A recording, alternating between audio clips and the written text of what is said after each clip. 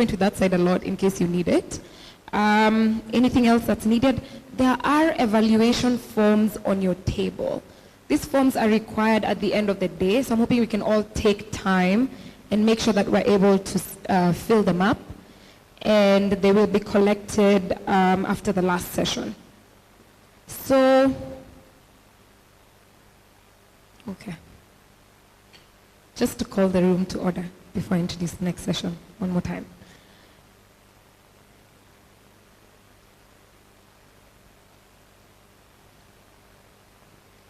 Okay.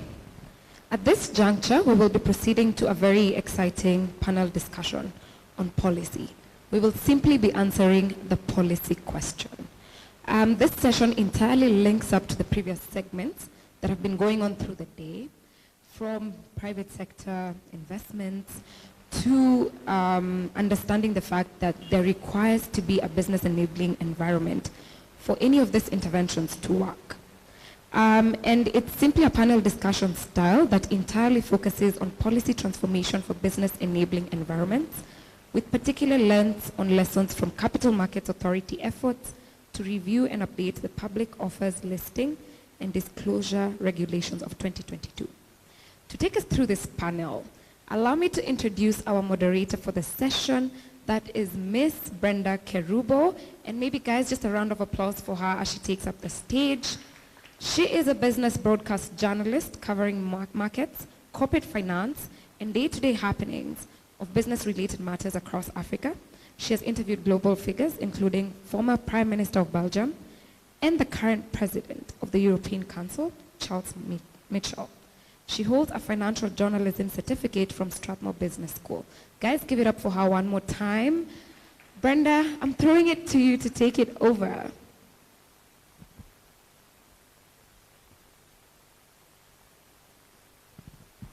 All right, here we go. Thank you so much, Laurette. It's always a pleasure being here again for another session. And this time, of course, we are going to discuss capital markets. And we have an A-star panel that I'm going to introduce even as they come onto the stage. We have Justice Angoli. He is the Product Development and Uptake Manager at the Capital Markets Authority. A round of applause, please, even as he comes on stage. Let's give him a big clap. Karibu sana. We have Peter Wayaki. He is a partner at Mboya Wangongu Wayaki and Wayaki Advocates. Peter, of course, will be discussing the provisions in the law when it comes to funding. Welcome to the stage, Peter.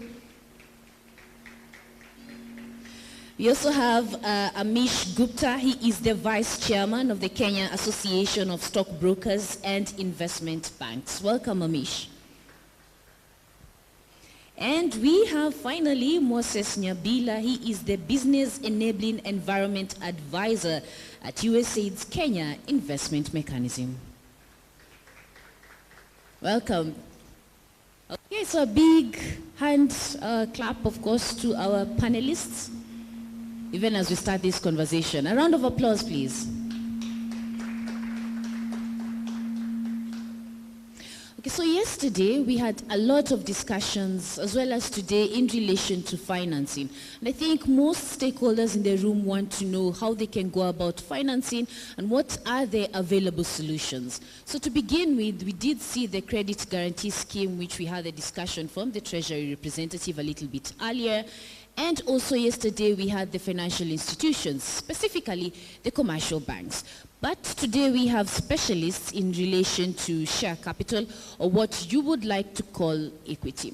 So to begin with, maybe I can get just a brief in relation to where we are when it comes to share capital in the country, briefly from each and every representative. I'd like to start with you, Amish. Welcome. Thank you. We discussed crowdfunding, and the draft crowdfunding bill, crowdfunding draft that's currently in the works, allows for startups, micro and small enterprises to raise capital under the capital markets framework. Subject to the final legal legislation on this, micro enterprises will be able to raise capital up to 25 million shillings. Small will be able to raise capital to 50 million shillings, and medium will be able to raise capital to 100 million shillings.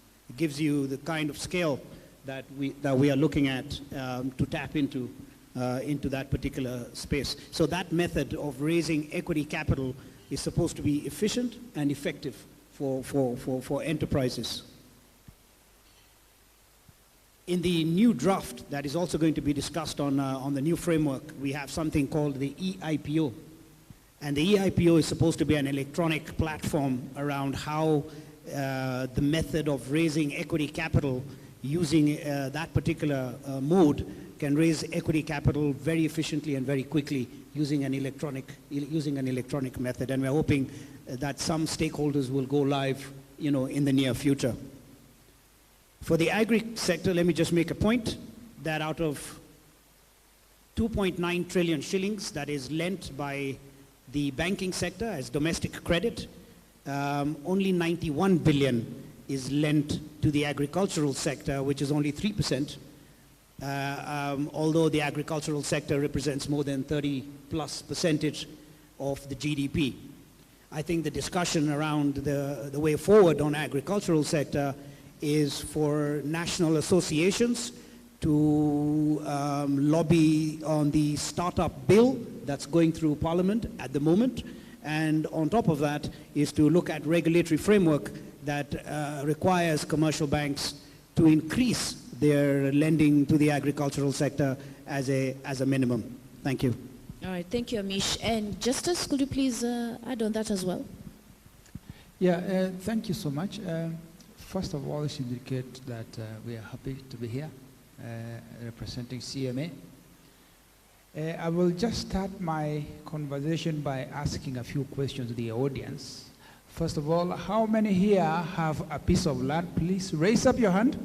You have a piece of land you bought? You can see the numbers are good. How many here have an account that has bought some shares? Raise up your hand high, please. 2 or 3 people. Yeah, so clearly there's a challenge of awareness on what capital markets are about.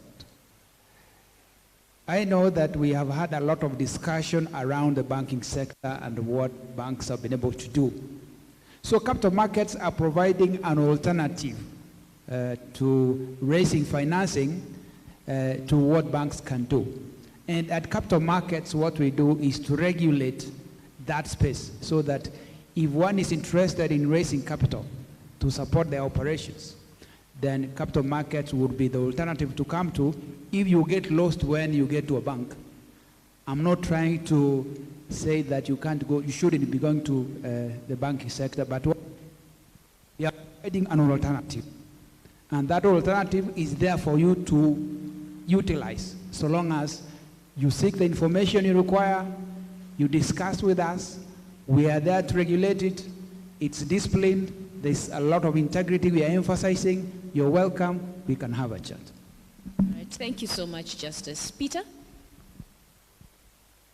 Yep. Just to clarify, to add what my colleagues have said, is really the distinction between capital, as you can find in the capital markets, and other forms of funding. Basically, the difference between capital markets and the banks or other providers of credit is that with capital markets, you get money which is patient, which you do not have to pay back because what you share is ownership and risk. And that's a distinction between equity and debt. In the case of debt, you get money which you do need to pay interest a lot of time and also to pay the principal, which means you must find that money and pay it back. And the person that lent you the money is not taking a risk on your business as such. They will not share your losses with you. They want their money back at some point as agreed.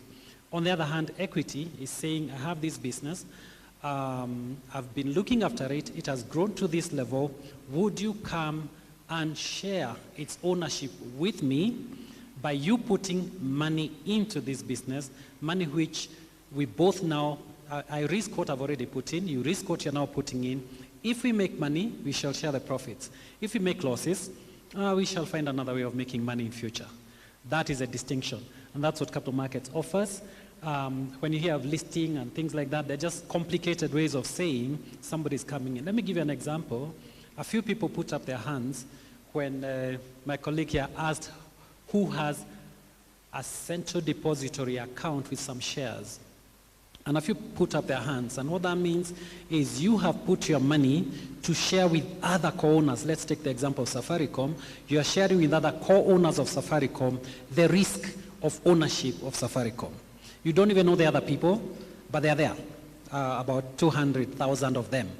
And that's what capital markets does. It brings people who do not even necessarily know one another to share risk in a business and to share the outcome of their business through profits which are distributed as dividends.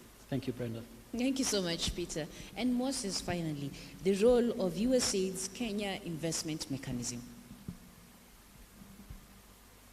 Yes, thank you very much.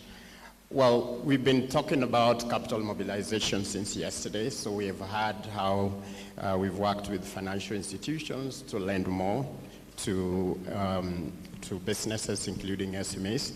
The other part of what we do is work with government on matters enabling environment, which is critical.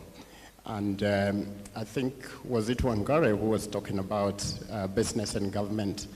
And she gave an example of Nigeria. Now, in Nigeria, there's a say that business grows at night when the government is asleep. So what that means primarily is that businesses swim upstream against government. So when government is asleep, at least the river is quiet, the businesses can swim. So we've seen a bit of that, but again, with a lot of work around the e-citizen and whatnot, it's becoming much easier to do business with government. So really, our work, and mine particularly, is to work with government to change that so that we swim in the same direction with businesses and then they can move faster. Because again, this economy needs to grow at around 10% for us to achieve the kind of middle income economy we are looking for. So that's critical. So our work primarily is policy, but policy that impacts financing, especially for agriculture. So that means working with the county governments. We train and capacity build, especially the people who are investment facing. And then we also work on matters policy reforms. And this conversation with CMA is really about policy reforms. So that's really critical. I'll be happy to add more, but the ag sector really needs a lot of financing. I can give more details later. Thank you. Thank you, Moses. Amish, for a business to be not really successful, but to diversify its sources of funding, we have to have debt and equity. And there's actually a percentage to that. Now, however, looking at an SME, when I'm thinking about debt, I have to worry about collateral. When I'm looking at share capital, I have to worry about someone else coming into my business and in some cases may actually run it to a certain extent, depending with which investor is coming on board. Talk to us a little bit about this and why so many small, medium-sized enterprises are shying away from giving a share of their business. The crux of the matter is whether these shareholders of SMEs wish to continue to control 100% of their companies, but rely on debt and internal generated cash flows in order to sustain and grow their businesses. With interest rates high, with the kind of risks that are in the environment,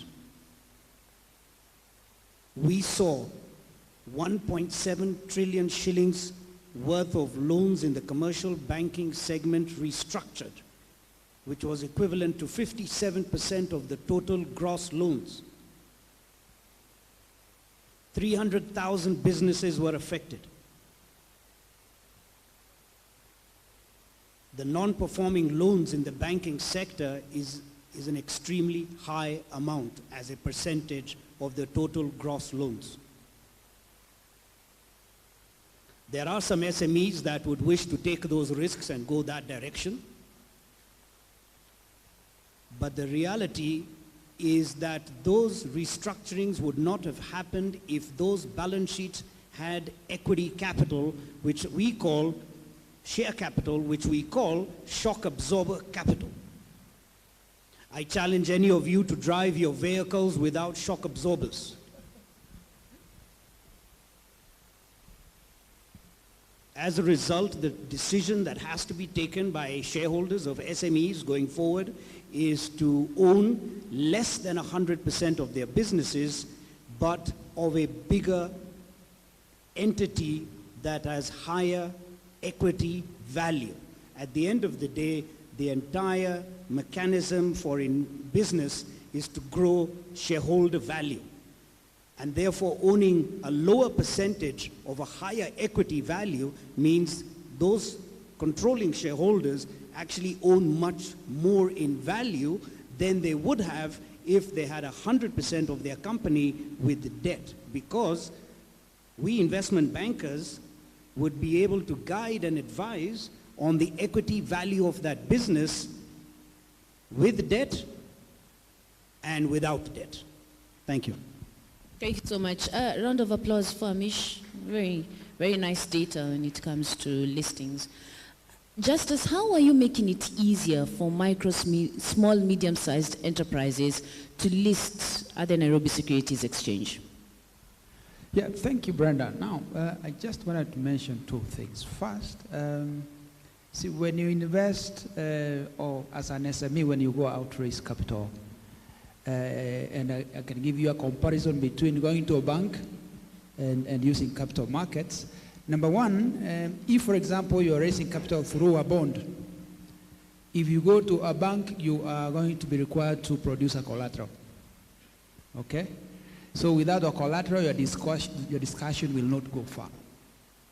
Number two, if you are lucky and you're given that loan, your repayment is going to start the next month, both the interest and the principal amount that you borrowed. Now, in the case of capital markets, we do not emphasize on a collateral. So if you're borrowing through capital markets, the only thing you require is to put together documentation that details exactly what you're going to do with the money you're borrowing and exactly how you're going to be repaying, what the risks are you're going to face, and what your governance structures will be. Once CMA as a regulator is satisfied that the information you provided is satisfactory, then it enables you to raise capital from the public, using that documentation we talked about as the basis on which you're going to borrow. Now, if you access that loan, the repayments are such that you'll repay the interest amount only in the first period. Say if it's a 3-year instrument you've used, you will repay the interest amount during the first 2.5 years. On the last time when you're supposed to repay, then you repay the interest plus the principal amount you had borrowed. So it gives you a bit of grace, a grace period for you to prepare yourself so that you don't start repaying immediately after you have borrowed. Now let me go back to a bit of equity. Now the advantage with equity, and I think Brenda, you mentioned this and asked, why would one want to shed some of their shareholding to people who are coming in who may not be party to the person who started the company and the suffering went through, or she went through when they were forming the company. The advantage with opening up shareholding to other shareholders is such that you now enable the company to expand. Now imagine, for example, if Safaricom said, we are not going to bring in more shareholders. It means that the capital that you'll be accessing will be limited. So capital markets are there to enable you to expand beyond a certain limit. And for capital markets, even as we speak, there is no company that is too small to come to capital markets.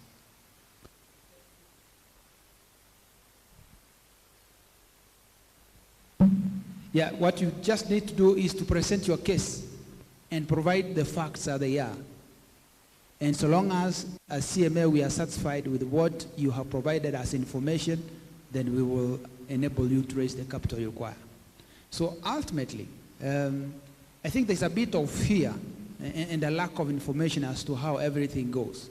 And so long as you have a bit of knowledge, then it will be easy for you to to access capital markets. I just wanted to conclude by saying, they say that you cannot do the same thing the same way and expect a different result.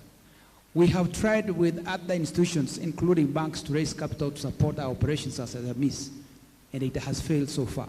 So why can't we try something new and see how far we'll go? Yeah. Thank you so much. Round of applause for Justice. Peter, this is where you come in when it comes to when it comes to provisions in the law.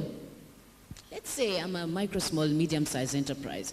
I've finally made the decision that I'm going to list a part of my company at the Nairobi Securities Exchange. My company has its vision, it has its purpose, and a set of objectives. Now, however, this investor comes in, puts in a lot of money, takes a certain part of the controlling structure. At some point, the shareholder tries to move away from the vision or objective of the company that it was intended to do. What are some of the provisions in the law to protect me? Because these are some of the concerns that small, medium-sized enterprises have.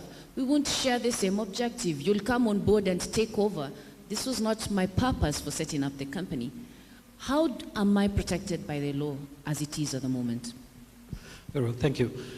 I think that first of all is to begin by saying when you talk about objectives of a company or of a business, they ought to be business objectives. They can very well be social objectives, impact objectives. For example, you're saying, yes, I'd like to make some profit, but at the same time, I'd like to have a positive impact to my society, for example. So if that is clear, when you are inviting people or a person to come into your business, that needs to be documented. Ideally, it should be documented in the Articles of Association, if it's fundamental, or it can actually be documented in an agreement when they're coming in, so that everybody is clear, this is what this business stands for.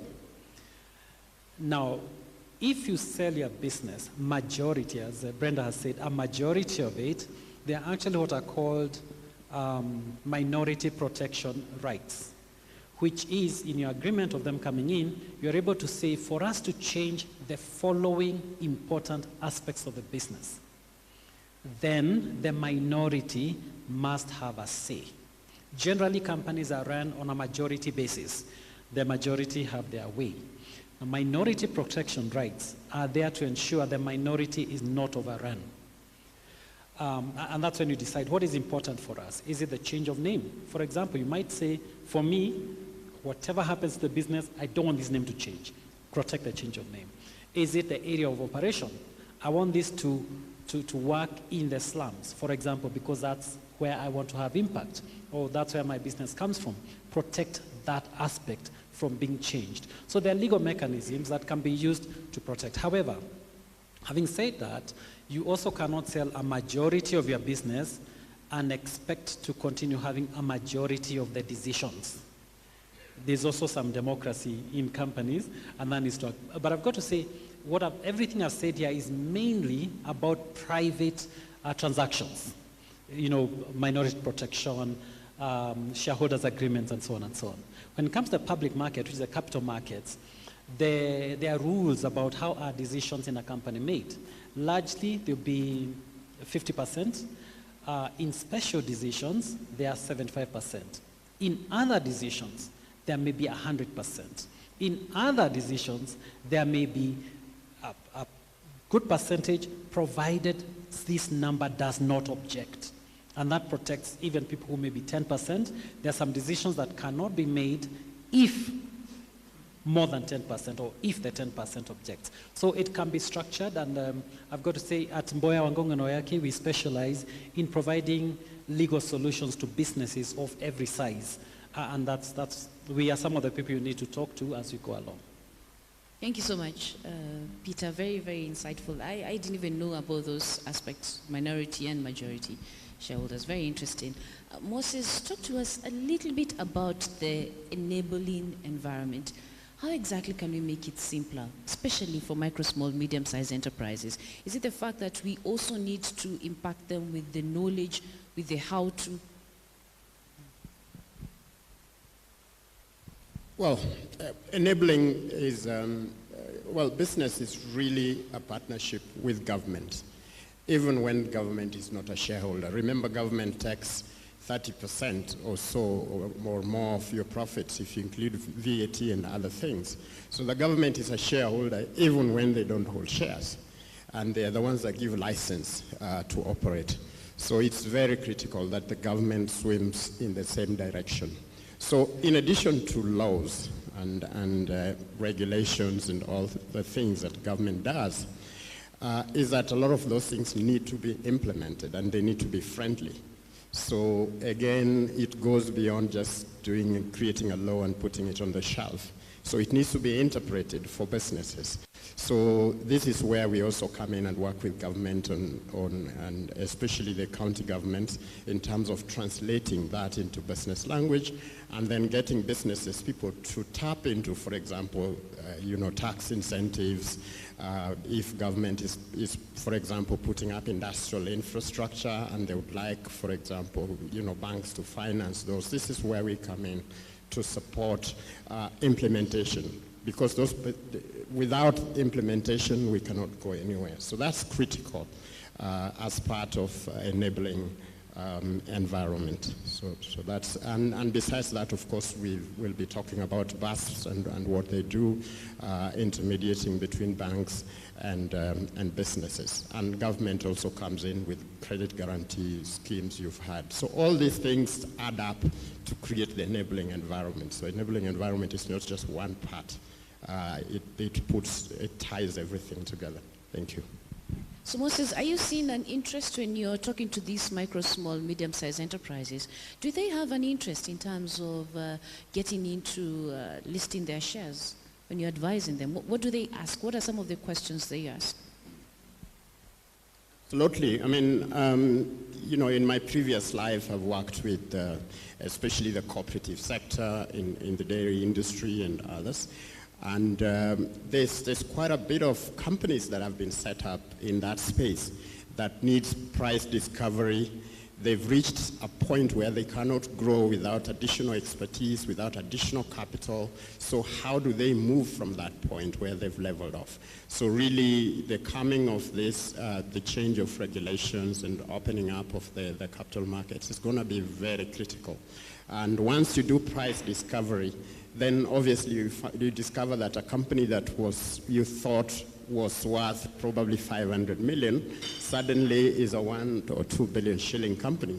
Now with that kind of valuation, you can go back to the market and borrow and you can do a lot more. And our companies need to grow because we need to just not serve Kenya, we need to serve East Africa, we have Congo and other places that they need to move into. They can't move into those places with loans. They need to then tap into the capital market.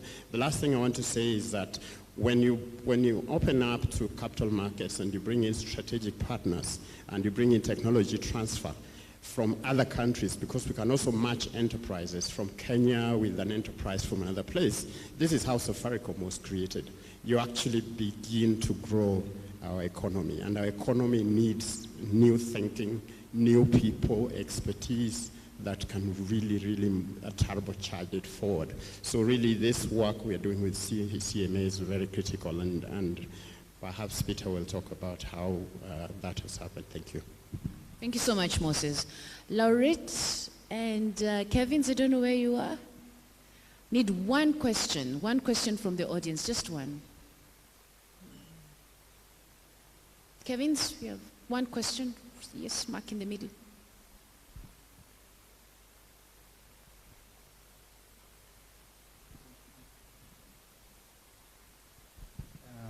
Hi, my name is Sid Ali. I'm a research and innovation specialist for a Dutch-based organization dealing with sustainability. Since the conversation is about creating an enabling environment for businesses to thrive, I was thinking the role the financial sector is taking into research and development. There is a new study that shows that countries that spend a huge amount of their GDP in R&D are really performing. And then there's also the aspect of how do you make this information public to these SMEs. Let me give you an example with this brilliant young gentleman. He had a manufacturing enterprise, and he is hindered with the technical knowledge of the recipe or the content of that, which is a very critical, the quality. How is the financial institution investing maybe in brought up institution where they can do research on agro-processing? That young man comes and gets that information. The effect it will have, it's in your interest in two ways. Number one, if he can get that knowledge and he secures a market abroad, he always needs a bank to put that money. He will come to you. Number one. We are not a bank. No, I'm talking about just... we are capital markets. Yes. So what's your question? My question is, for example, you are a capital market. If he performs well, you will invest in him. And if his company is performing well and exporting huge amount of product, you will get profit, right? Sid, I'm happy to answer that. Yes. It may not be the capital markets, well, there's Securities, for example, yes, that can support the kind of research that you're talking about. Yes. If you go to University of Nairobi, the Department of Food Science, definitely you'll get all the support you need. You can also go to JQuat, so there are quite a number of institutions that will be able to help with that, and I'm happy to link him up. There are also the likes of Calro, which also does a lot of this work. So I'm happy to link him up with the ecosystem. All right, thank you so much. Okay, so Justus, let's talk a little bit about product development, because, you know, CMA is also adapting to the environment and also the new ways of doing business. Talk to us about the new products that are in the offering, and at the same time also touch on green financing. Thank you. Just to respond a bit to what you had asked earlier around what CMA is doing insofar as providing an enabling environment for SMEs. Number one, we host SME forums on an annual basis, once in a year. And we can share the contacts. If you're interested, you can be participating, so that if you have a new idea that could help SMEs grow through capital markets, we'll be more than ready to support. Just to also respond to that gentleman, we have what we call a sandbox environment at CMA, where you are enabled to test your ideas if they are relevant to capital markets, and if those ideas succeed, then they can be rolled out to the wider market or country, right? So that feedback, I think, would be relevant. I also wanted to add that for SMEs, we are currently reviewing our framework, because we realized our plan to have SMEs participate in capital markets has not yielded what we had anticipated. So we have already reviewed our framework to reduce certain stringent, what I can call stringent measures that we had to encourage those. I think there's a bit of mic issues here, but it's okay, it's coming up. So in order to enable SMEs to participate in our market, we have provided that avenue. Thanks, Peter. And so at the end of it all, what we are saying is we are standing ready to welcome you to capital markets. If you have any ideas on raising capital, on getting a bit more knowledge on exactly how capital markets work, we can avail the information you require to enable you to go to the next step. Just to also answer on green financing and what capital markets are doing, you realize that there's a lot more focus more now on issues governance, issues environment. And for capital markets, what we're looking at is what instruments are available that can become as midwives of enabling those who are seeking funds to take advantage of those instruments we have in the capital markets to be able to support the environment. So we have what we call green bonds. We also have projects that are supported by capital markets that are green.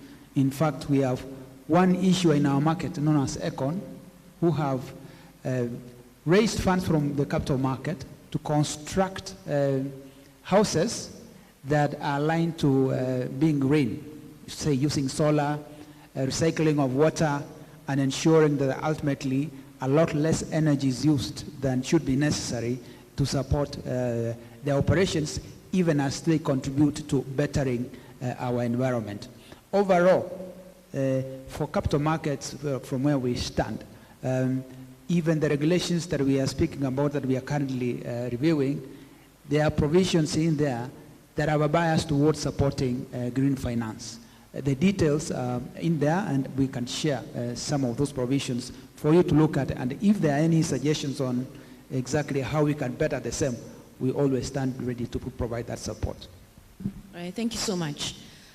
Amish, there are some small, medium-sized enterprises that are willing to actually list on the Nairobi Securities Exchange. But now I have a fight to pick with the investors. If you look at the stock market at the moment, majority of the financing goes to the 5 biggest counters. Goes to the East African breweries, goes to Kenya Commercial Bank, you know, the darlings of the stock market. Why is it that it's so difficult for these investors to put money into small, medium-sized enterprises? That was the past, and that is history. What we are focusing now is the future. And I have spoken around a financial revolution that is on its way.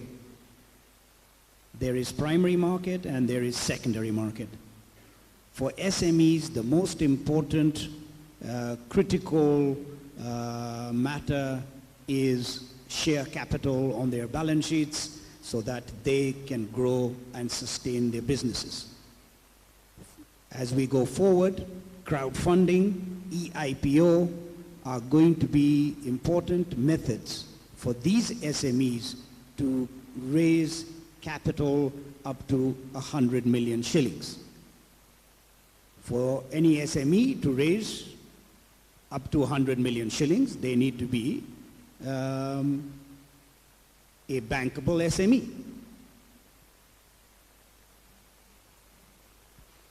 Now, once the primary market or the primary issue is done, and let me tell you this, there is huge pools of capital amongst the retail investors in Kenya today. It is the lack of products and it is the lack of opportunities that have not been given to them because of the lack of the regulatory environment and because of the lack of the specific product like E-Ipo to be able to do that. As a result, once these primary market issues are done successfully, subsequently there is a secondary market, the need for a secondary market. At one of our exchanges today, they have multiple products. They have the unquoted securities platform, which is a new product. They have other products that can allow secondary trading. With the new framework, there is a specific segments that are being drafted for SMEs now. The SME equity segment and the SME fixed income segment. As a result, the eligibility criteria requirements for these 2 new segments have been dropped and made much more simple, efficient, and effective to access those 2 new segments going forward. As a result, once the legislation is in place and once specific stakeholders stand up and deliver, there is no reason why SMEs from 2023 onwards cannot access share capital and cannot access secondary market successfully. Thank you. Thank you so much. Another one question from the audience, just one, and keep it very, very short. We have one. Is there a question from the audience? Not at the None? moment. I think, Brenda, you can proceed with that. Carry on. segment. Yeah. All right. Let me get back to you, Peter. Are you having conversations with small, medium-sized enterprises in terms of showing interest? Are they asking more in terms of what they need to do compared to, let's say, 3 or 4 years ago? Are they showing interest in relation to share capital? Yes, the answer is that more and more businesses are asking about how they can raise capital, including through equity. But it's also true that not enough of the smaller businesses are asking those questions. And part of this is perhaps we sometimes talk above people's heads when we are talking about capital markets, about capital raising. We use big words, we use jargon, and it's time to simplify these things. And simply to say that when we talk about equity, we are saying, are you prepared to expand your business, make your cake bigger, in the process, get somebody else to put in their money there so that together you can grow the cake and share the result. That is purely what it is to raise capital. People also need to understand the various mechanisms and the regulations that we've been doing with the Capital Markets Authority and with the Kenya Investment Management mechanisms, USAID, KIM, have been trying to simplify this. And one of the things that I need to point out in the new regulations is a clarity around private offers. There's been a bit of confusion in the market about if I go to the public or to some section of the public and raise some money, does that mean I must also, therefore, go to the Nairobi Securities Exchange immediately? And you can feel too small because, as you mentioned, when you look at the Nairobi Securities Exchange, who you see is East African Breweries, BAT, Safaricom, and other giants. And you see yourself, as somebody recorded elsewhere, as a grasshopper in their own eyes, in the eyes of giants. Now, you needn't do that. There is a process where you can actually approach a number of people, preferably, in fact, known to you, and structure that so that you're saying to friends and relatives and former schoolmates whose number you have in your phone book, can we put some money together? And you'll be guided on how many can you reach, what do you need to do, how do you protect yourself from breaking the rules, and that is how you raise capital at the first level, from friends, relatives, and people you know. People whose phone number you have, people whose email you have. That's at the level of private offers. Then you can have what is called a restricted public offer. Again, there are people in this market or in this country whose business is to actually invest in suitable businesses. They're just looking for where can I find a good business to put in some money, support it to grow, and ultimately share in it. And those people are there. That's part of why we have people like the Capital Markets Authority, we have investment bankers, we have private equity funds, we have venture capitalists who are looking for suitable business. Now, you ask, do people come to us and ask for capital? Yes, they do. But you also have other people who come to us and say, where can I find a good business to put my money into? When they say a good business, what do they say? A business with prospects, a business which is being managed well, a business where the owner knows there's a difference between them and the business, a business which preferably keeps records and distinguishes receipts from expenses, a business that is not overly intertwined, or who are prepared to be assisted to do that separation. So yes, there's a lot of interaction. It's not enough. And as Amisha said, there's a lot of lack of suitable businesses, or businesses which are investor ready. And part of what we do as lawyers, as investment banks, is to assist businesses to become investor ready and to introduce them to people who might be interested in investing in those businesses. So that there's actually what in economics they call a double coincidence of wants. I want money and somebody wants an investment opportunity. All right. Thank you so much, Peter. Moses, I know that's also an area that the Kenya investment mechanism is also, playing critically. Talk to us a little bit about that. Yes, we've begun conversation with CMA and stakeholders in terms of after the regulations, what happens. So part of what we're looking at is to work on, creating the list of enterprises, close to probably 1,000 plus, that will have access to advisors and then being assisted with templated articles and others so that they prepare themselves for investors. So then those are matched with crowdfunding and we should be able to get investment. So again, creating that pipeline of businesses and getting them outside of Nairobi, to the regions. So you have those lists in Western Kenya, at the coast.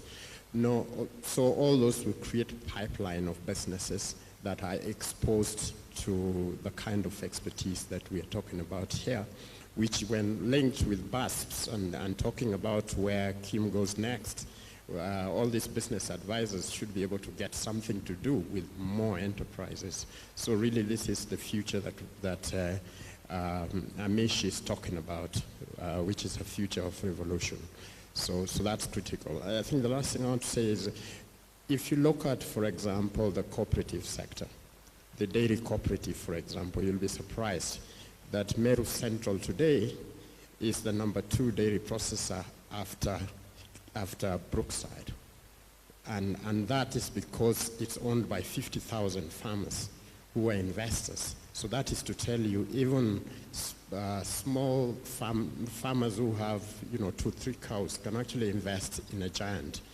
And that giant now has beaten KCC, just to tell you that why government should not get into the business of running businesses. And that's part of creating the enabling environment that we're talking about. Thank you. Round of applause, Moses. Thank you so much. Moses, I want to stay with you. When it comes to counties, when you're doing these advisory services, on the ground, is financial literacy a key concern, like what Peter talked about a little bit earlier? Is it very difficult for farms to distinguish themselves from this is a business and this is me? Yes, I mean, business is a science. So obviously, if you're not literate, then you'll struggle, unless you're doing a very simple mom and pop shop. But the rest, you have to keep records. So literacy is important, and not just literacy as we know it, what we call financial literacy, which is possible, by the way. Sometimes you may not know how to write, but you're more financially literate than a university graduate. That we've seen with the number of enterprises. So I think that's critical, obviously. Cooperative sector is very good at mobilizing people and then bringing talent back to rural areas. And with a cooperative like that, then you find thousands of farmers are able to benefit from a company that's been created that is a social enterprise that then links with enterprise. Remember, the ultimate MSME is actually the farmer. Now, if you have 50,000 of them owning a factory and that factory is able to work with banks, SACCO, and SACCO is able to bring financial support, financial lending to farmers at wholesale, it's really the ultimate ways of unlocking rural areas. So there are many ways of farmers doing things at their level and creating major giants that overcomes issues of illiteracy and others, and cooperative sector is one of them. Thank you. Thank you so much. Do you have a question from the audience? One question. Oh, okay, we have one right at the back. Keep it very, very short. As I picked this question, there's also another one perhaps from the digital side, the virtual side. And it's mostly just a follow-up question to what Amish had said earlier, that for SMEs to list in capital markets, they have to be bankable. So the question that follows up this statement is, can Amish provide some minimum requirements for a small and medium enterprise to list at the capital markets? I hope you've been able to get that. I'll give the gentleman right here to share his question as well. Well, good afternoon, everyone. My name is Wangalwa Musa, project advisor for GIZ Global Project, Built for Skills.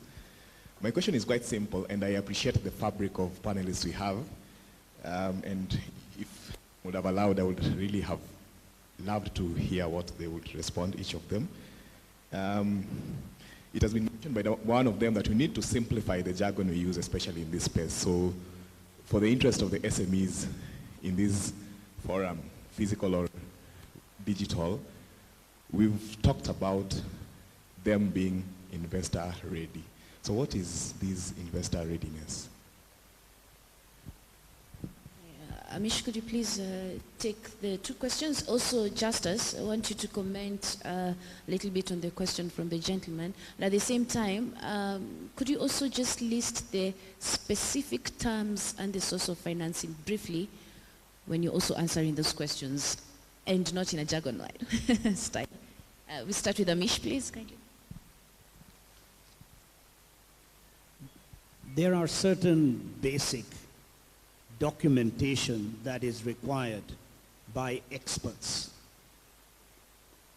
in order to establish whether this business can go and raise capital. Basic documents. And what you'll find is that most of the time this basic documentation is not available, or when it is checked or tested, it is weak and unsatisfactory. So it's not difficult to prepare 25 pieces of basic documentation if you're running a business that is planning to raise up to 25 million shillings, up to 50 million shillings, or up to 100 million shillings.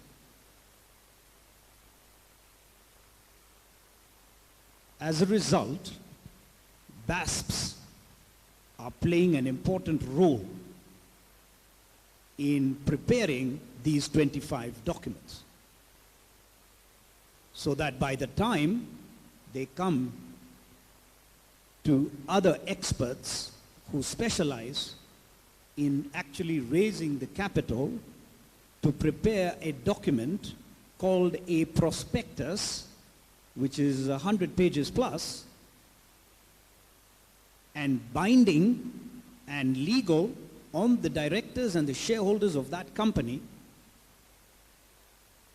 the time period between the 25 documentation and the prospectus and the capital raise should not take more than 90 days.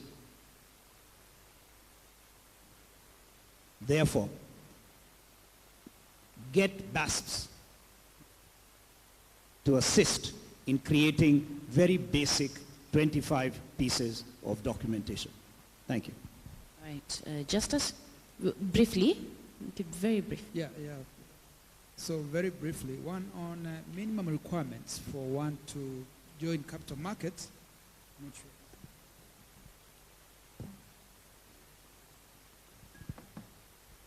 Give Justice the mic. Okay, yeah, that's better. So in terms of the minimum requirements one needs to meet before they can consider themselves to come to capital markets, you need a minimum capital base of 10 million Kenya shillings. You need to brush up your governance structures so that then there is an inclusion of some independent director in your organization, so that in case there are any issues, this independent director, it's assumed, will provide the advice you require in order for you not to be biased, such that you can run down the company.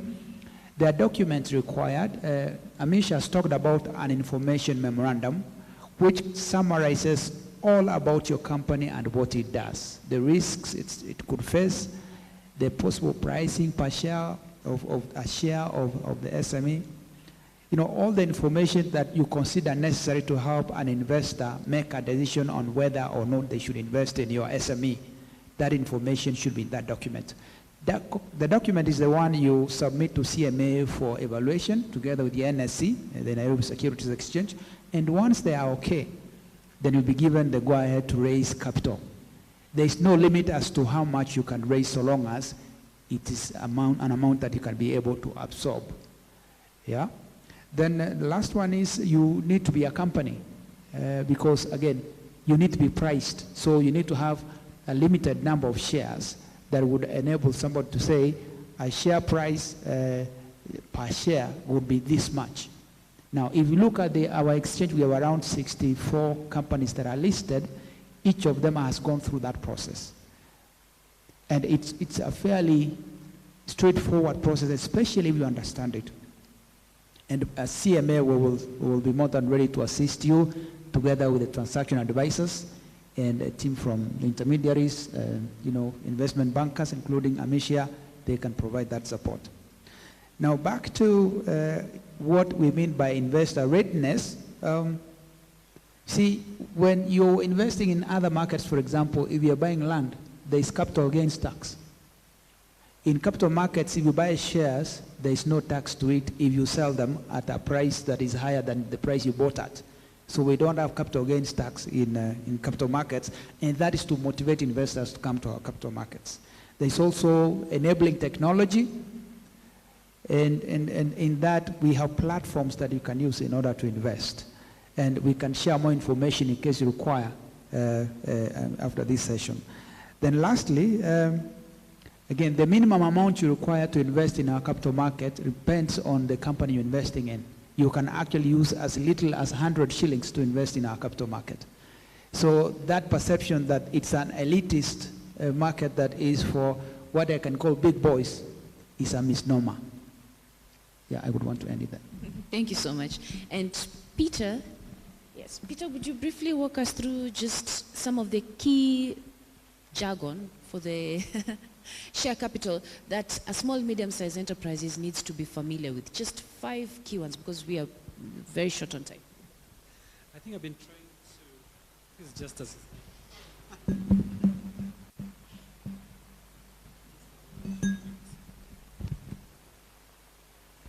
Very well. I think one of the things just before I get to the question is to ask a question to the audience. If you've been working on this SME and you've been growing it, it's come from being small, now it's medium, or it's come from being micro, it's now small and growing to medium, you spent everything you've had in the last 10 years.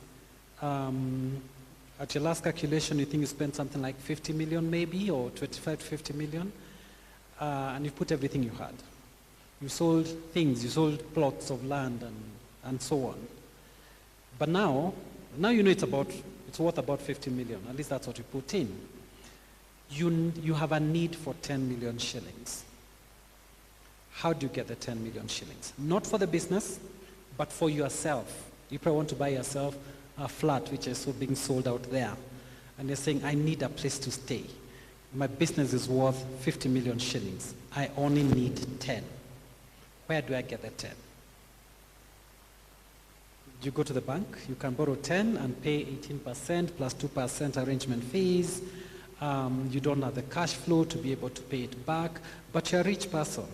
You're worth 50 million in your business. You've invested blood, sweat, and tears over the last many years. And that's where capital markets comes in, that it creates an exit mechanism for investors.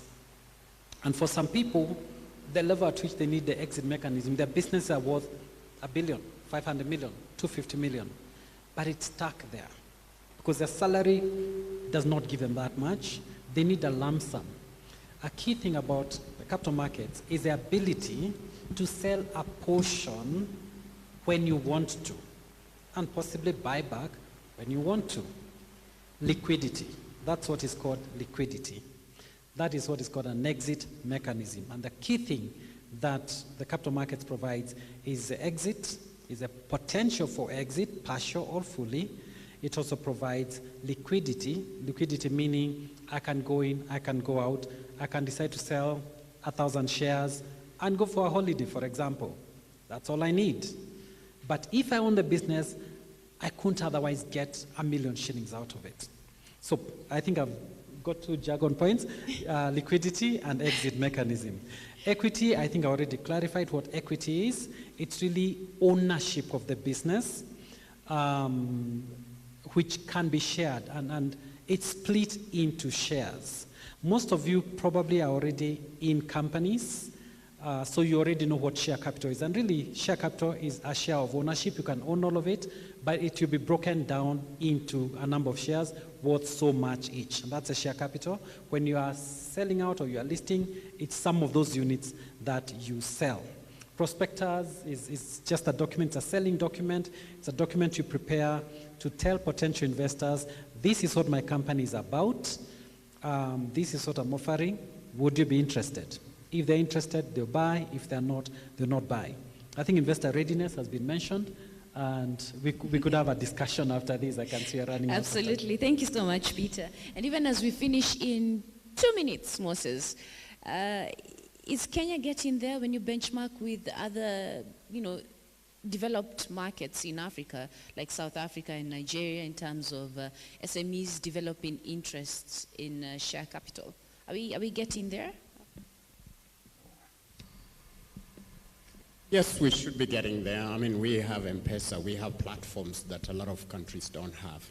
So really, I think what's left is to use that platform. A few numbers I want you to remember is that last year, young men and women spent 250 billion shillings gambling. So that money could, with crowd funding and all this platform, it should be converted into capital. And gambling is not something you're lending someone. We spent only 70 billion shillings on farm inputs, to give you an idea. So we invest more in the other things. And then the government is owed 385 billion by government enterprises that can actually tap into the market. So really what we are creating is opportunity for even government. Instead of giving money to enterprises, they should be able to get money from enterprises.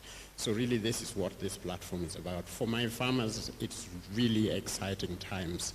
We'll get money to support inputs and to grow the rural economies. Thank you.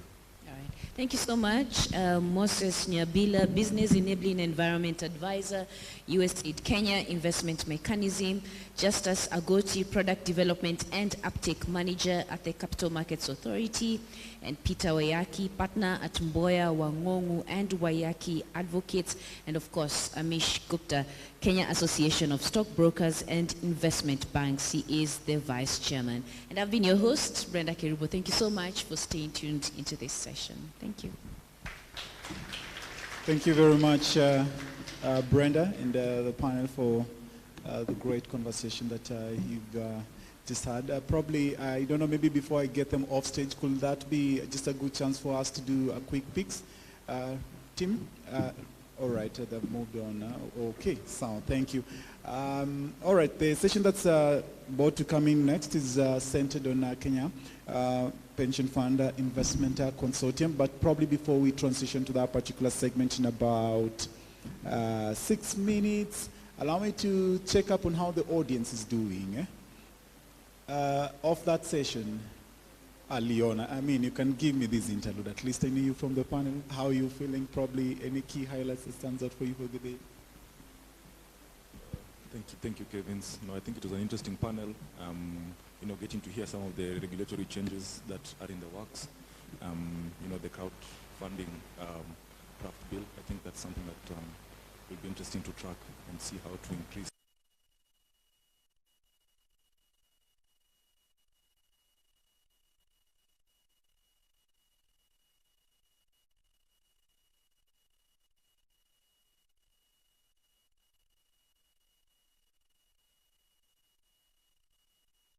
US Embassy, Department of Commerce, and we help connect US SMEs to opportunities in the Kenyan market. So happy to have a chat with all the audience.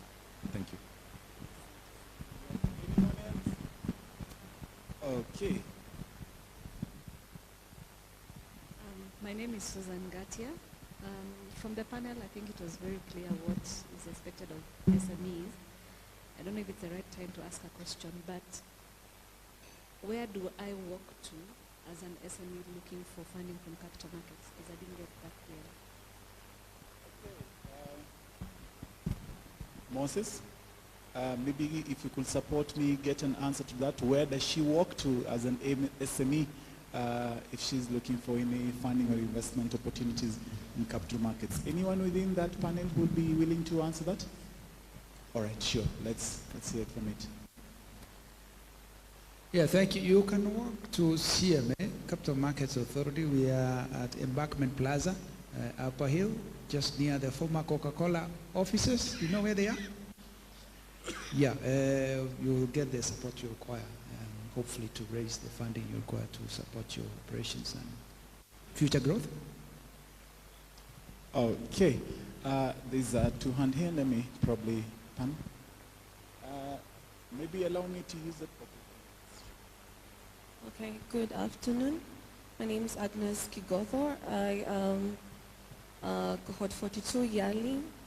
And then I'm also in the Arctic chapter of the National Chamber of Youth Commerce. So this is not a question, just to comment. Amongst us is the National Director of the National Chamber of Commerce. So anyone who has questions on where to access knowledge as a youth and also as MSCs, so you can contact Director Mushiri Mungai. You're in what's the building? Mushiri, raise your hand.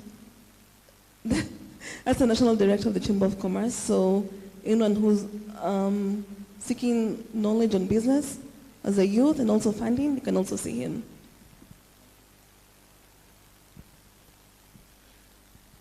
Mr. Mushiri, we'll have some money for any SME youth bits, so probably maybe that's what's been mentioned. I would like to seek your clarity so that we come to ask you for money. Tell us what we can get from you. Eh? Okay, thank you very much for that. I think under the Chamber of Commerce, our main role is to support MSMEs, and our particular focus right now is young people.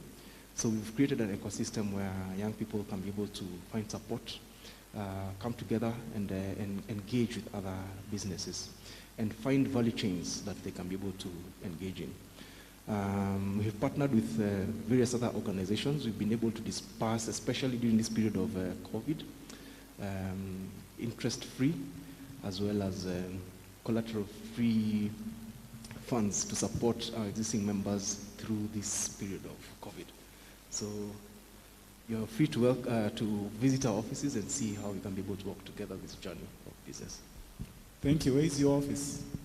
We have several offices. Our headquarters is in Heriton House, opposite DOD, but we also have county offices. Every single county in the country, you'll be able to find our offices there. Okay, thank you. Please visit our website there. All right.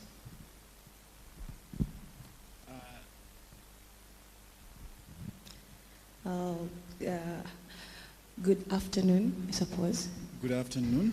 My name is Amelia Veen, and I'm from Scribe Services.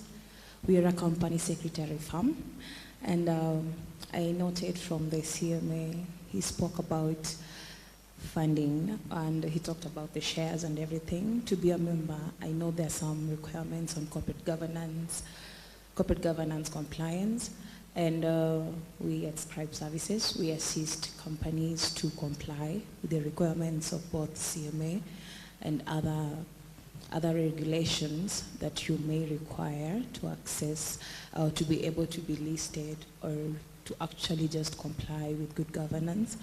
We also assist in the ESG reporting line, which is something that is currently now a requirement. And we also assist in immigration support. Thank you. Okay, thank you for that. Oscar, you're the last one, and need to transition to the next. Good afternoon, everyone. My name is Oscar Nyona. I am founder of Swaso Consultancy Services. I just want to comment about the presentation that have been done. The CMA, the capital market, have really talked about how we can access funding from the SMEs can access funding. Now, she has given an example of where the offices are for those who can access in Nairobi. I come from the rural area. I am a BSP from Homa Bay. Now, for my SME who is willing to access this kind of funding from Homa Bay, from Busia, and maybe even from Mombasa, how can they get the access of information, and how will they know that this funding stream exists? All right. Okay. Let me pick. I've been queued. There's a question from that end. George, are we picking it or not? All right. So that's the last question. Okay, from Ronald. All right.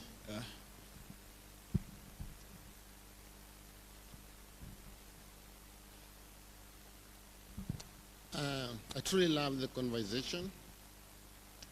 From morning, one of the resounding voices that the government should provide an enabling environment, and the private sector does what it does better. What I would like to hear from you, and just picking up from like the question of pyrethrum, one of the things was that we were the second largest producer in the globe, and then maybe other crops that are there in terms of farming.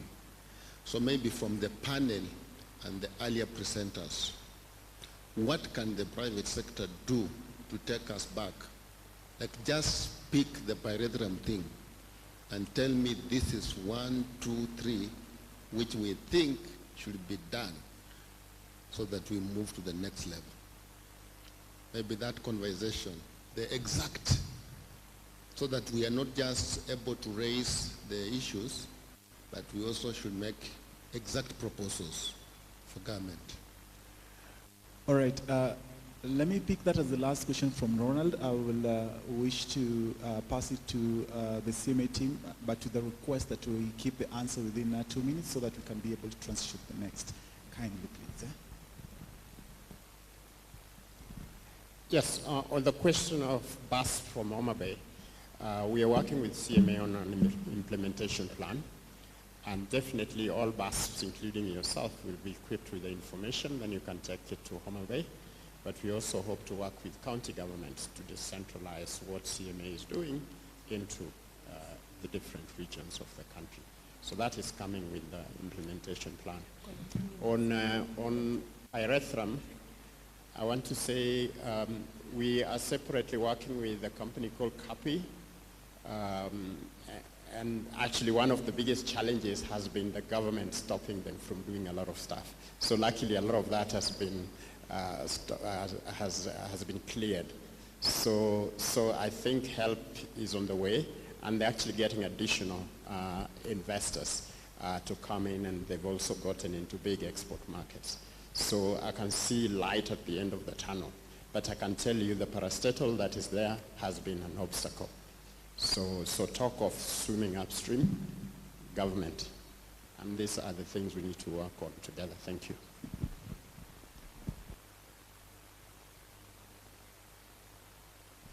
A very quick response to the two questions. The first one is on the gentleman from Homa Bay. Now, one, we have technology these days, and we can and require you to submit certain documentation, so then we can progress. And if you need to come to Nairobi, then we will communicate that. We are currently working on what we call crowdfunding, which is raising capital through online platforms, so long as you present your case well and you have people who will be willing to support you. Those regulations are already with Treasury. I think they have transitioned to the AG's office before they, and then finally we can have the regulations in place. But in the meantime, we can still support you. Just approach us. We can have a discussion on how that can be done. Now, on commodities, CMA has a mandate to regulate the commodity markets in Kenya, be it coffee, pyrethrum, maize, whichever other product. But that is a recent development. I have to be honest that first we have to fix our politics. There's a lot of political interference in our commodity markets, be it maize, be it coffee, sugar, name them. So ultimately we will need to sort out the way we approach, our sustainability as a country insofar as our commodities are concerned before we can now take the next steps to take Ethereum to where it was. I can tell you for a fact, for coffee, CMA has come in very heavy, and who have been, reading the news, there has been some discussion around enabling farmers to market their products, their coffee. And some farmers have already started benefiting from marketing coffee, out there, and they're getting the benefits and they're happy. So for Ethereum, I think a few things will be happening in due course. Working with the National Treasury, now that you're the one who's commenting here, hopefully we'll be making progress over time. Thank you I for... hope that is satisfactory. Sorry? Brenda feels I should say something about Ethereum. Please put it within some few seconds. Just to let you know, I grew up picking Ethereum. I'm not Okay. sure we need government to interfere in it. We need private sector, finding a market, growing it, selling it. Government will follow. I'll talk to Government. Moses. All right. Thank you for that. Probably for any additional remarks, feel free to interact and network as we progress. But allow me to really just go straight forth into this next session that's coming in. It's centered on the Kenya Pension Fund Investment Consortium. A bit of what KEPFIC is, it is a consortium mobilizing institutional capital for impactful infrastructure and geared towards creating a space of alternative asset investments. They are one of the great partners for the USAID Kenya Investment Mechanism, and today we are honored to have Mr. Ngatia Kirwinge. And a bit of who Ngatia is. Ngatia is the current head of Secretariat of KEPFIC. He has been on the task force of re-engineering and transforming the urban development in Kenya. He was appointed by the Cabinet Secretary for Transport, Infrastructure, Housing, Urban Development and Public Works to impact the task force on re-engineering and transforming the urban development in Kenya. He holds a Master of Business Administration in Finance and Investment Management from Vanderbilt University, Owen Graduate School of Management. Those last 5 words, Ngatia, it is an honor and a pleasure to invite you to stage. Let's encourage him as he gets up.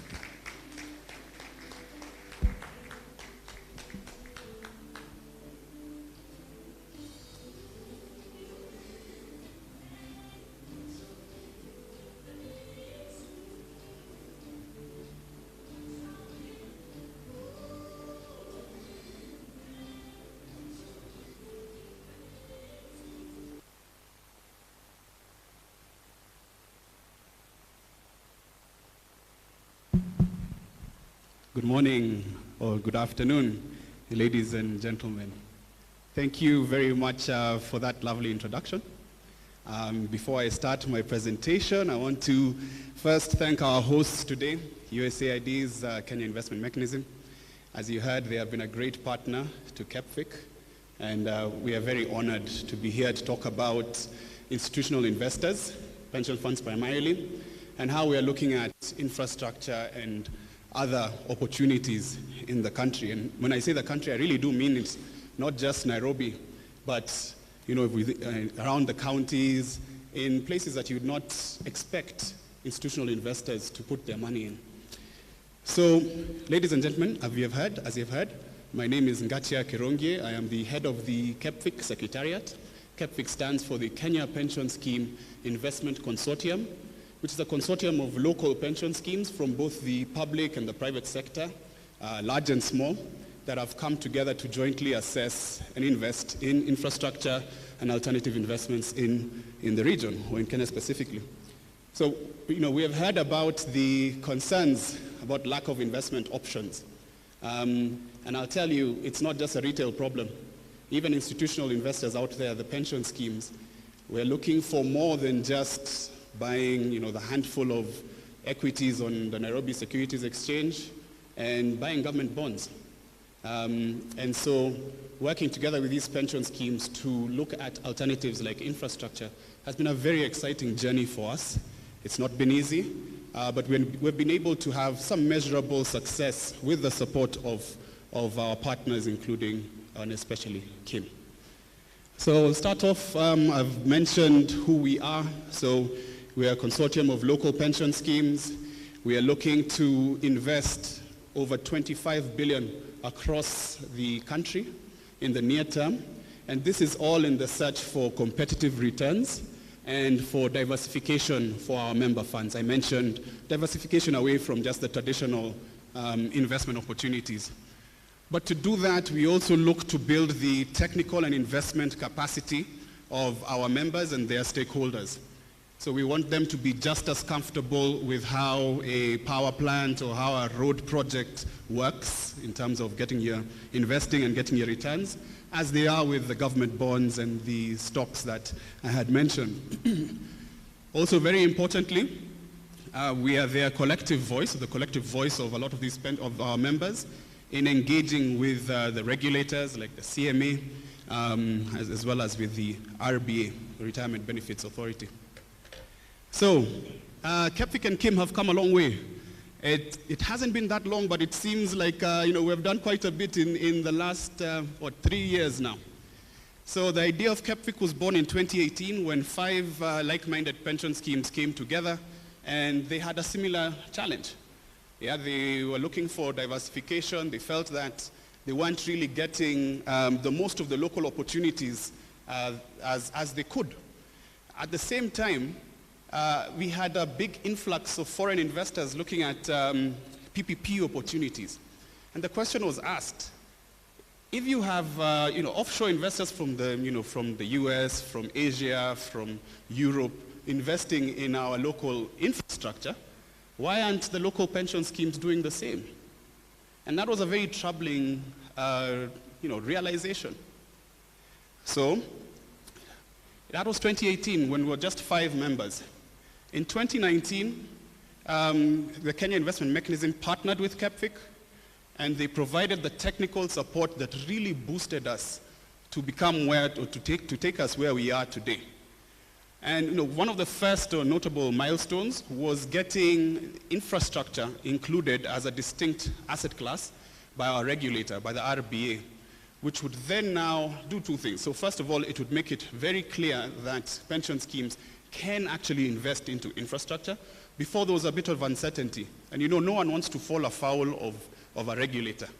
They were unsure, what would the RBA think if I go and invest into this power project? But secondly, it gave the pension schemes the ability to actually measure and to have a quantum that they can invest into these opportunities. So right now, the RBA allows pension schemes to invest up to 10% of their assets into alternatives or into infrastructure specifically, which, as you will see, will unlock considerable amount of funding for development in our country. So that was, I think, in 2020. That was in September 2020. And as soon as the RBA introduced infrastructure as this asset class, we immediately launched. In fact, we launched the next month. You can go back, please. We launched the very next month in this very hotel here. And since our launch, our membership has grown from those 5 members initially to, I think this is a bit dated, just over 26 members with over 500 billion shillings in assets in total. And we have now mobilized over 10 billion shillings into 3 investment opportunities, which I will take you through as part of our lessons learned. So we launched in October 2020, 1 month after the RBA made it clear that we can invest as pension schemes into infrastructure. You can see from the slide there, it's here but it's not there, yeah. You can see from the slide there that we had some high-level representation at the launch. Key speakers included the former US ambassador to Kenya, Mr. Kyle McCarter. We also had our current Principal Secretary, National Treasury, Dr. Julius Muya. And we had the former and the late CEO of the RBA, Mr. Nzomo Mtuku. Now, it was really important to show this support that we received, especially from government. As you can imagine, government is facing competing priorities right now and are very keen on increased private sector participation into the country's development. So that's why you can see front and center, we have had big support from from the government. Our partners, first and foremost, the Kenya Investment Mechanism, who have been with us from the start. Other partners include the World Bank Group, who provide us with technical support, as well as MEDA advisors, who have helped us form a collaboration and a partnership with US-based pension schemes that are also looking at Kenya for investment opportunities. And KEPFIC, in its short time, has been recognized as an initiative that is worthy to be replicated across Africa. And we were recognized as the pension fund. Thank you. We were recognized as the Pension Fund Infrastructure Initiative of the Year across the whole continent. This was back in 2019. And we are seeing the pension schemes in West Africa and Southern Africa looking to replicate exactly what we have done, because they have seen the success that we have been able to demonstrate in the last 2 years or so.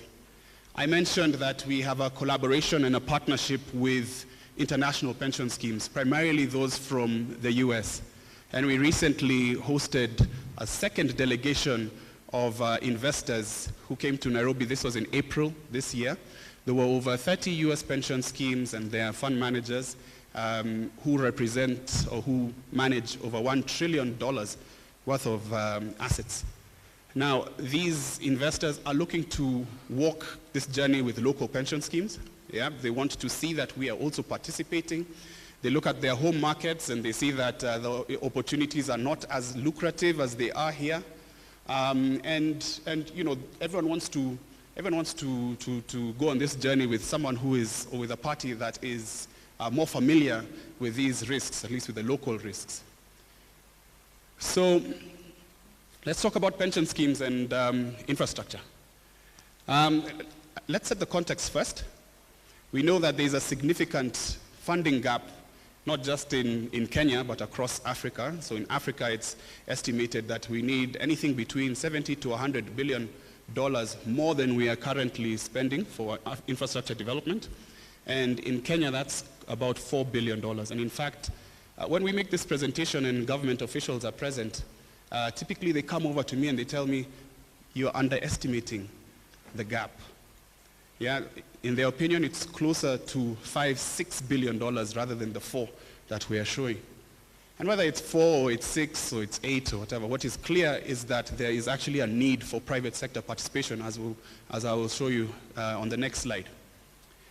So infrastructure right now is typically being funded by African governments, so that's about 37%. Is there a lag on the others? Next slide. Then you have China, about 25%, and you have the donor community, about 20%. Now, national governments are they're still a leading, but definitely a weakening source of this development finance. And that's only because they're facing very serious competing challenges. I mean, think about COVID and the economic recovery that's required, the healthcare needs of the country, and the likes. And the donors follow suit as well. And then you have the situation with China when as they have slowed down their road and bridge initiative, they're also investing less. So private sector is there with about just under 12%. And there is significant room for growth of private sector investors, and in our case, the pension schemes, insurance companies, to step in and fill that gap. Next slide.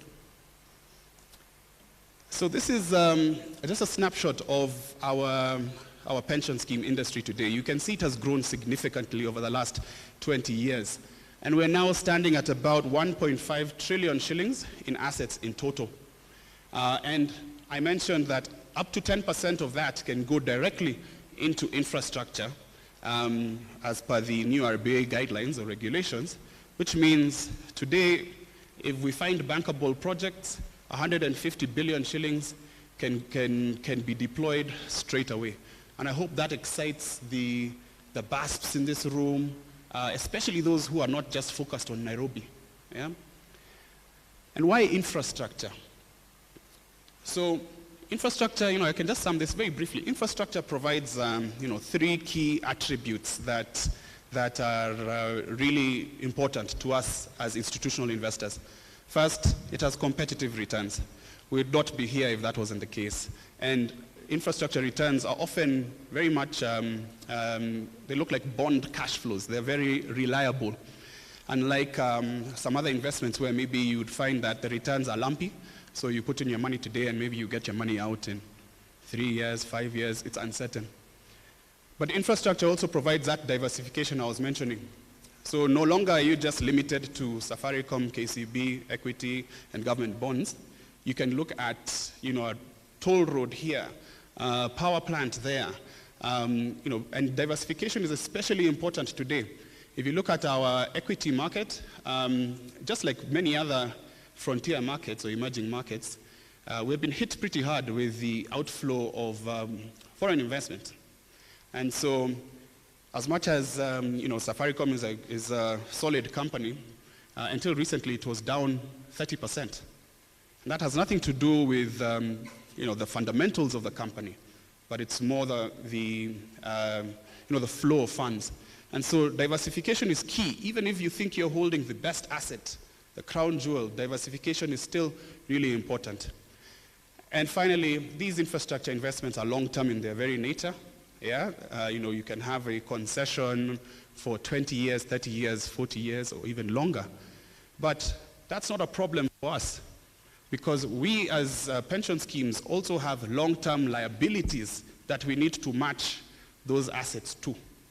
So today a pension scheme is managing or is investing money for someone who will retire in 20 years.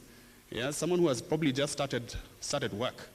And so they need to be sure that in 20 years' time, they have made the investments today that will allow them to pay out their members for the remaining life after they retire. So that kind of long-term thinking and long-term investing is very, very necessary for institutional investors like ourselves. So what do we look for? This is a highly simplified slide, but I think it can capture the gist of when we look at a project, what stands out to us, and what we definitely need to have ticked. So the first thing is, who is behind the project? Who are the project sponsors? And what is their track record? Now, that's deliberately the first one, because it is the sponsor's ability to deliver what, the investment that they are promising that is critical. You can have a great investment opportunity or a great project that is put in front of you or in front of us, but without the sponsor being actually capable of executing that investment, and remember, these are long-term investments, what it says in the returns that they show us, whether it's on the financial models or on the teasers or prospectus, we have serious doubts. It puts that into question. So coming to the table with a credible project sponsor is extremely important. Then we move on to the actual project. So where is it located? In what sector is it in? What's the high-level business case and the business model for that particular opportunity?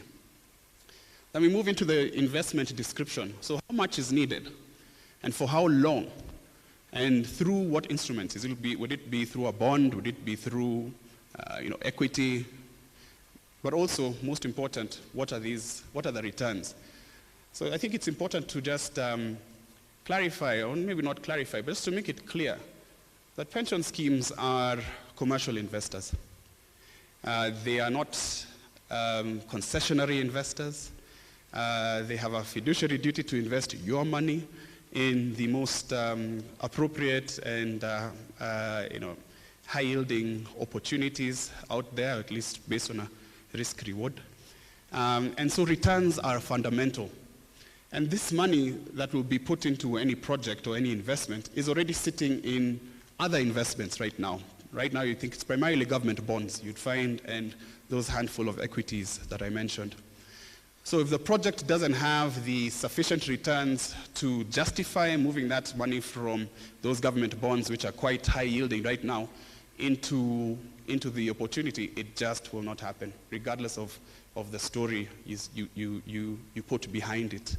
So the story is important, the numbers are critical. So as much as I've said that, it's also really key for us to understand the risks of these investments and how those risks have been managed. We are a very conservative bunch of investors. No one would have a problem if you invested in a government bond or invested in Safaricom and something happened there. Yeah, when Safaricom went down 30%, no one was really worried that they could be blamed for poor stock selection or poor investment. But if something goes wrong with a power plant, the question that will be asked is, why didn't you just stay in Safaricom? Yeah? Why did you go into something as exotic as power? What do you even know about power? Yeah? So understanding these risks and how those risks have been mitigated is really, really important.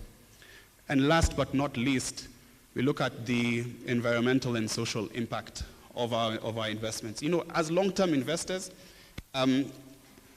our returns would be threatened in the long run with the deteriorating situation around climate change. So today the returns may look good, but what if in 10 years' time there is a flood or there is flooding in the area that we have invested in, and we are no longer able to achieve the returns that we had banked on for 20 years. So those kind of considerations are key. So climate resilience, job creation, and gender inclusion are critical factors that we look at in our investment opportunities. Next slide. So since our launch, we have engaged with over 50 project sponsors, and these project sponsors include project sponsors, investment banks, investment funds, commercial banks, and advisors. I can see a few of them in this room today. We have reviewed over 45 transactions and shortlisted 7. Now you can see it took 45 deals to end up at 7. So the bar is quite high. Yeah, the bar to get funding from these institutional investors is it's not easy. And I'll come to this is one of the reasons why and I'll discuss this shortly. The importance of having a credible transaction advisor or a BASP that can help make these your transactions or the transactions you're looking at bankable and well structured. So, of the 7 investments that we looked at, that we shortlisted, next slide. So we were able to essentially mobilize just shy of 11 billion shillings from 88 pension schemes. And these were, thank you. So maybe put that into context. So of course, when we first started out, there were a lot of doubts that pension schemes would be willing to take this kind of risk. And not a lot of effort had been put into trying to get them there. And we had also seen how private equity had come to the market and had tried to raise money from these same pension schemes. And over a 5, 6, 7 year period, I think in aggregate, the private equity industry was able to raise not even 3 billion shillings, $30 million or so, from these pension schemes. But in 18 months, we have been able to do 3 times that. Yeah, three times that in only 3 opportunities. And that is a testament to a number of things. First, this 10 billion tells you that we are much more than a proof of concept. This shows there is a real investment appetite.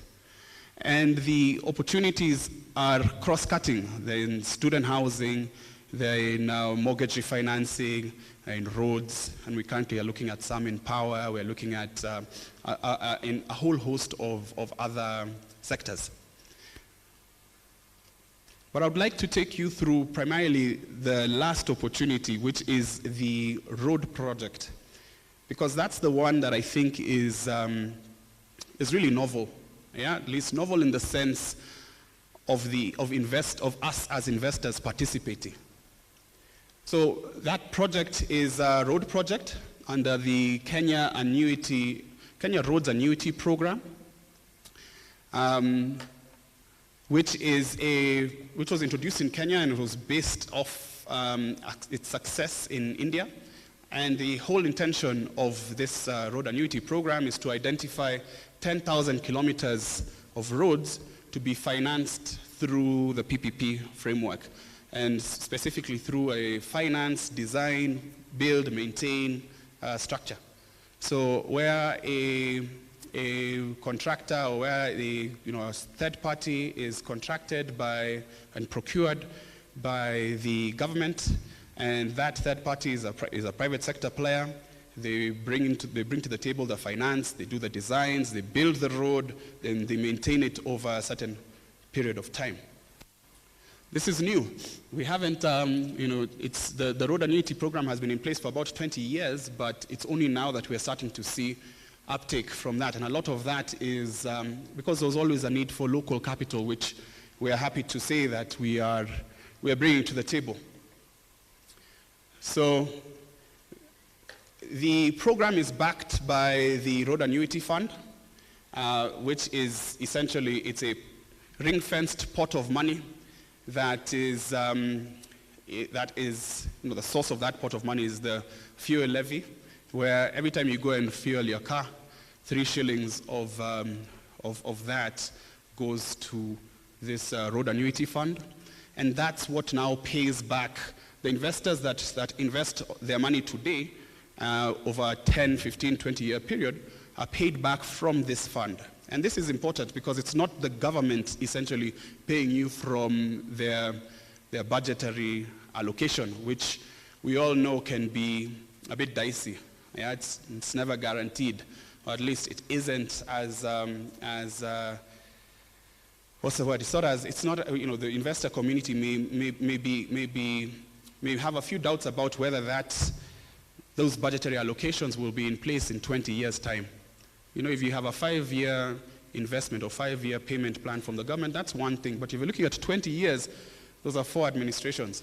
Yeah, and everyone knows that political risk is a big factor in the investment process. Well, we're lucky we have looked at, this Road Annuity Fund has been in existence for 20 years, and so we were very comfortable with the structure. And so that allowed us now to start looking at the actual project itself. And the project was 143 kilometers of road, yeah, two sections of roads in northern Kenya, in Wajir and Mandera counties, both of which I think you can agree have been deemed as previously marginalized, both of which you'd not expect institutional investors to participate in. I think they have, as you can see there, both of them have under 0.5% of paved roads. But through a well-structured, bankable structure, you can see that private investors were actually able to invest in northern Kenya, right there on the border of Ethiopia. Next slide. So the total project value is about 18 billion shillings, with the government of Kenya putting in about 30% of that, that's 6 billion. And then you had the project sponsor putting in their equity of about 2 billion. And you had the banks at the very top with the senior debt, 8 billion. But the transaction still needed a chunk of capital from the local investment community for the subordinated debt. Without that 2 billion that they were looking for from institutional investors locally, the whole structure doesn't work. So this is another thing to highlight. Typically you would expect that a pension scheme is very, very conservative, so they would never look at subordinated debt, which by its very nature means it would be subordinated to the senior debt. So in case of anything, first the senior debt holders are paid, and then the pension schemes thereafter. But we are showing that not only was this project in a marginalized area, but we're also taking probably higher risk than you'd automatically think a local pension scheme would. But from that, we have, I'll say, our biggest success story from all those challenges. So what, you can go back, please. So what the sponsor did, what really helped this transaction is that, number one, they had a very good, a very credible transaction advisor in the form of Stanbic Bank Kenya. They structured this investment in the form of a bond, and I'm really glad to be speaking after the CMA, because one of the lessons learned is the importance of using capital markets instruments. We also managed to get a guarantee in place from DFI called Garantco, which is backed by the governments of various European nations, including the UK, Switzerland, Sweden, as well as other nations like Canada and Australia. And at 12.6%, we had significant interest, and in fact, if you go to the next slide, we managed to raise over 2.5 times what they were looking for. So they were looking for 2 billion, we raised 5.1 billion. So very difficult transaction, very risky area, in terms of, not risky in terms of I'm not talking about the places, risky, but marginalized, and so we're not very comfortable there. But you're still able to raise, multiples of what they were looking for. 5 billion. And if you look at in fact, for me, the number is not as important as the number of pension schemes that participated. Because you can always maybe find 1 or 2 pension schemes that may be interested in taking this risk. But when you see 88 pension schemes, that tells you that there's broad acceptance and broad appetite. And like I said, from not just the big players, but also from those who are much smaller, those who are in the private sector, those who are in the public sector. So very broad adoption and appetite for these kind of opportunities. So lessons learned. And I was thinking before I got here, when I was sitting down here, there are a few key lessons I should have put here. So the first one, as I have implied, is number one, there is a lot of appetite for bankable, well-structured opportunities. And that's where, like I mentioned, the transaction advisors and having a credible transaction advisor or a BASP is critical, because they are the ones who will help with the structuring of these opportunities, and they will also help give the investor community a lot of confidence. Number two, which is not here, is liquidity. We heard from Mr. Wayaki about the importance of liquidity, and it cannot be overstated. So yes, these are long-term investments. I mean, you can look at 20 years. But there will be a need for these schemes to liquidate some of these investments to meet their ongoing obligations. And so using capital market instruments like bonds or anything that really can be listed then allows a pension scheme to buy these opportunities today, and maybe in 5 years, 2 years, 10 years, whenever, they're able to sell that exposure to other investors who are looking for that kind of opportunities. The third one is that these transactions take time. And so, patience is key. That road project, it's taken me 30 seconds to go through it, but it took us 12 months or longer just to get to where we did. It takes some time. It takes some time, to go through, to produce all the documentation. There's a lot of back and forth with the various players and the likes. The next lesson that we learned, or that's important, is as much as we appreciate and look for guarantees, we also understand that they may not always be available. We were lucky in our case that we got a guarantee from, like I mentioned, Garantco. But what we see these guarantees more like training wheels. So we're new to this. So, just like a child when they're learning to ride a bicycle for the first time, they have their training wheels at the back, and eventually, they get more confident, and then you remove the training wheels, and the child is up and down riding with a lot of confidence. That's the same with us. So we know that these guarantees may not always be available, but where they are, should certainly not come at the expense of returns. And finally, we've talked about the primary investment risks, but we haven't really talked about the non-investment risks, and that was very important. It was a lesson to all of us who are financially minded. We may focus a lot on the numbers, and on that list I showed you, but there are non-investment risks that we certainly had to consider, and it's important that everyone keep in mind. Things like reputational risk, political exposure, the role of government, all of those elements would have to be adequately addressed. So with that, I'm happy to take any questions, and once again I want to thank our hosts, the Kenya Investment Mechanism, for joining us on this journey, for being such great partners, for allowing us to, giving us the platform that they have given us, giving us the operational support that allows us to look at those 50 transactions and really help build the technical and build the activities around our investment ecosystem and the pension funds especially. Thank you very much.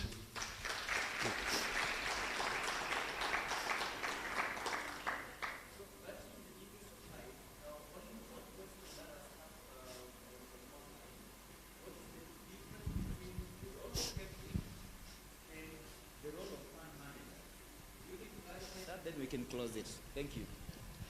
Now, it's a question we get a lot, and I think it's important to state, number one, that we are not a fund manager.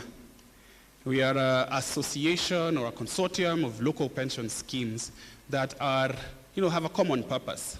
Yeah, we're looking for opportunities in alternatives. But the investment decision is still made by the fund managers and the pension fund trustees, and that's per the regulations. So we work very closely with the fund managers. The investment opportunities that we pre-screen are then presented to these fund managers and to their clients, who are the pension schemes, and we help them in assessing those opportunities. But at the end of the day, the investment recommendation and really the fiduciary responsibility stays with the fund manager as per regulation. So we are their partner rather than a competing or fellow fund manager. Right. Thank you very much, Ngatia, for that presentation and for being able... Mic one. Guys, could you help me to that segment? To that section, sorry.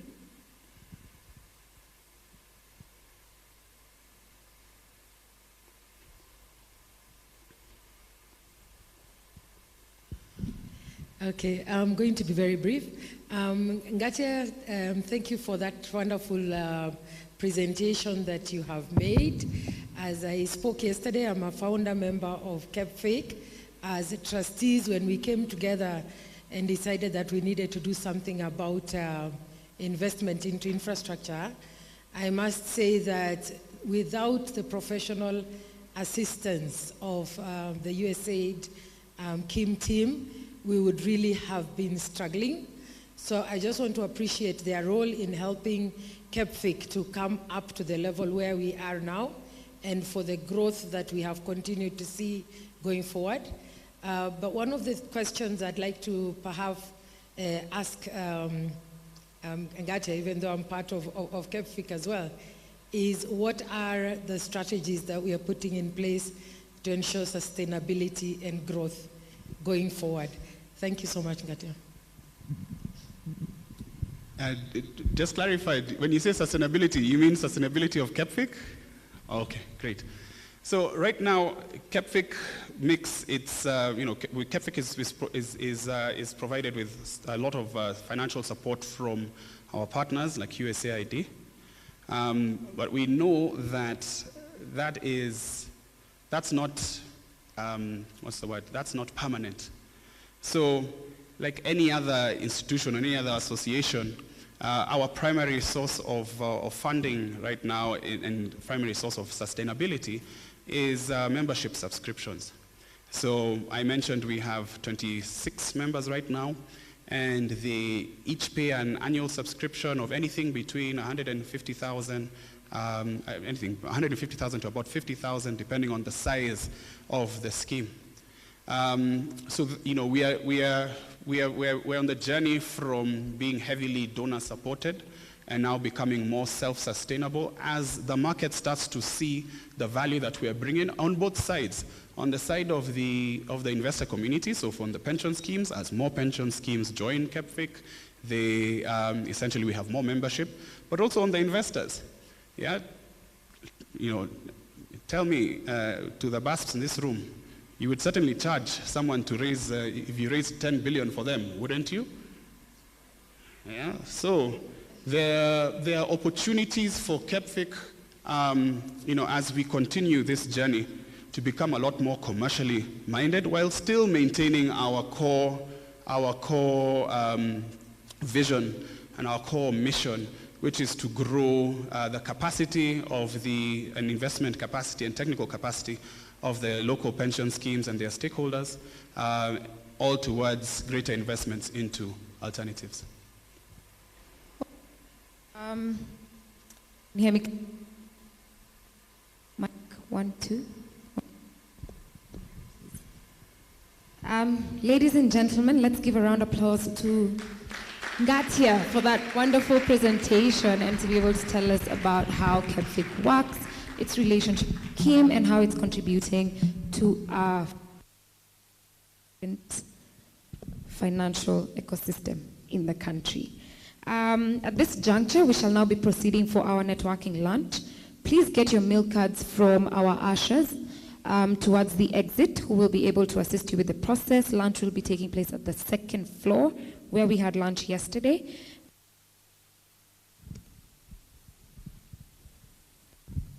Okay, I think I'm having huge mic problems here, so I'm going to do that again. It's time for lunch. Lunch on the second floor from now until 2 p.m. Get your lunch cards from the exit, where the ushers will be helping you get all of that. Secondly, it's a networking lunch. Make a friend, collaborate, innovate, brainstorm, whatever the case, but let's be back at 2. Our next session will be on forging sustainable partnerships between business advisory service providers and financial institutions. I hope you're all excited for that session and are coming back with some kind of zeal to go over that. Just a little announcement on the same. I would like the following to stay behind. Oscar Nyona, that's the founder of Swaso Consultancy. Simon Washiuri, CEO Revenue Consulting. Catherine Gitonga, CEO Smart Regional Consultants. Bonano Badia, Chief Credit Officer, Agricultural Finance Corporation. Hannah Gakuya as well. Edna Odalo from AfriScope. Phoebe Owor, Lamiro Consult. Samuel Ondiek, DAS Group, and Dave Okech from Aquaridge. Yes, so that said, DJ, you can play some music as people get on for lunch.